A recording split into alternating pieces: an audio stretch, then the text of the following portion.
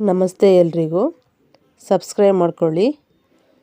ಕಾಡು ಗೆಣಸು ಅಥವಾ ಮರಗೆಣಸು ಅಂತ ಹೇಳ್ತಾರೆ ಇದಕ್ಕೆ. ಸೈಡ್ ಕಟ್ ಮಾಡಿಕೊಂಡು ಸಿಪ್ಪೆ ತಗೊಂಡಿದ್ದೀನಿ. ಈ ಥರ ನೀಟಾಗಿ ತಗೊಂಡಿದ್ದೀನಿ. ಸ್ವಲ್ಪ ಸಿಪ್ಪೆ ತೆಗಿಯೋಕ್ಕೆ ಕಷ್ಟ ಆಗುತ್ತೆ, ನೀಟಾಗಿ ತಗೋಬೇಕು. ಸಿಪ್ಪೆ ತೆಗಿಬೇಕಾದ್ರೆ ಸ್ವಲ್ಪ ವೈಟ್ ಇರುತ್ತೆ, ಆಮೇಲೆ ರೆಡ್ ಆಗಿಬಿಡುತ್ತೆ.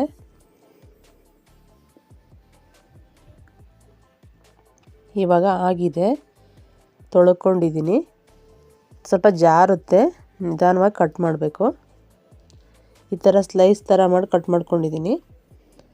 ಉದ್ದ ಥರದ್ದು ಕಟ್ ಮಾಡ್ಕೊಂಡ್ರೆ ಮಾಡ್ಕೋಬೋದು, ಯಾವ ಥರ ಅನುಕೂಲ ಆಗುತ್ತೋ ಆ ಥರ.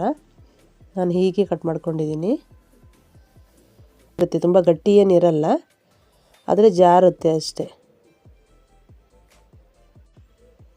ಒಂದು ಪಾತ್ರೆಯಲ್ಲಿ ನೀರು ತಗೊಂಡು ಅದಕ್ಕೆ ಕಟ್ ಮಾಡ್ಕೊಂಡಿರೋದನ್ನ ಗೆಣಸನ್ನ ಹಾಕ್ಕೊತಾ ಇದ್ದೀನಿ.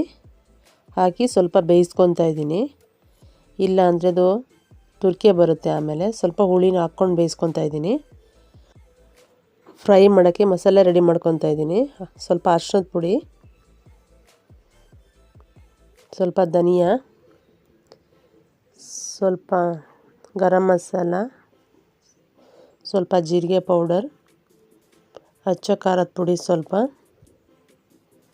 ಶುಂಠಿ ಪುಡಿ, ಸ್ವಲ್ಪ ಕಾಳುಮೆಣಸು ಹಾಕ್ಕೊಂಡಿದ್ದೀನಿ. ಹಾಕ್ಕೊಂಡು ಮಿಕ್ಸ್ ಮಾಡ್ಕೊತಾ ಇದ್ದೀನಿ. ಇವಾಗ ಸ್ವಲ್ಪ ಬೆಂದಿದ್ದಾಗಿದೆ. ಇವಾಗ ನೀಟಾಗಿ ಎತ್ತಿಟ್ಕೊಂಡು ಒಂದು ಫ್ಯಾನ್ ಇಟ್ಕೊಂಡು ಅದಕ್ಕೆ ಸ್ವಲ್ಪ ಎಣ್ಣೆ ಹಾಕ್ಕೊತಾ ಇದ್ದೀನಿ. ಅದಕ್ಕಾದ ನಂತರ ಈ ಥರ ಸ್ಲೈಸ್ ಮಾಡಿ ಇಟ್ಕೊಂಡಿದ್ನಲ್ಲ ಗೆಣಸನ್ನು ಹಾಕ್ಕೊತಾ ಇದ್ದೀನಿ. ಎಣ್ಣೆಲಿ ಫ್ರೈ ಮಾಡ್ಕೊತಾ ಇದ್ದೀನಿ. ಇದು ಫ್ರೈ ಆದ ನಂತರ ನಾನು ಮಸಾಲೆ ಮಾಡಿ ಇಟ್ಕೊಂಡಿದ್ನಲ್ಲ ಆ ಮಸಾಲೆ ಪೌಡರ್ನು ಇವಾಗಲೇ ಹಾಕ್ಕೊತಾ ಇದ್ದೀನಿ.